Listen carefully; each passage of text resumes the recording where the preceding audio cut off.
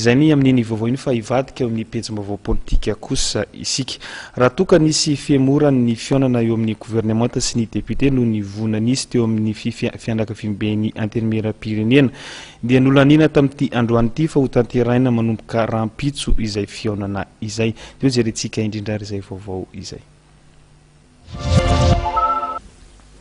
Nikisaka rahampitso ny fihaonana eo amin'ny governemanta sy ny depiote araka ny fandaharam-potoana vaovao ny antenimieram-pirenena vao nolaniana androany teny amin'ny lapan'ny Tsimbazaza. Fihaonana izay anaovan'ny governemanta tatitra ny zava-bita sy ny tetikasa ho an'ny hoavy. Ny praiminisitra sy ministra 12 no hihaona amin'ny depiote rahampitso. 420 ora melohan'ny fihaonana efa vonina indray ny governemanta ny depiote. Performance moa ny governemanta efa nirahana fantatra fa tsy dia mety loatra. Tsy dia misy performance, tsy zavatra andrasanay aminy. Fa izay mapary zany ny fihaonana amin'izao dia anao ny ametraka ny anina moa izany, anao tatitra ny aktiviteny rehetra. Ka ny tatitra iny marina raha misy aktivité ataony, fa raha tsy misy ny fandriam-pahalemany dia zava-poana ny rehetrarehetra.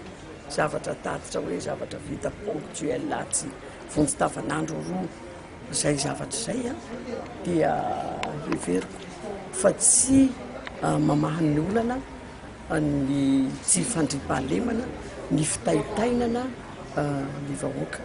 Ny aloha zavatra diasoko amin'io dia hoe amalendreo governemanta reo hoe amboarina reny 13 betroka iosy ividy helicoptera ny fanjakana ifezana resaka sy fandriam-pahalemana. Zay zany anakany tena zavatra teo tenenina amin'io zany satria fa betabe ny zavatra nangatana tamin'izao zay kanefa dia tsy zavatra vanina tena sy fandriam-pahalemana.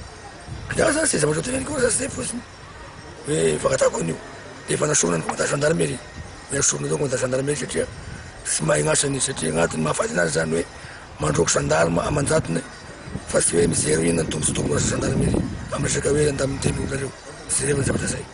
Ireo olona ne manavady manjanaky fa tsy faty mandroako fosiny ireo fa inona ny vahaolana amahana ny problème ny gendarmerie zao.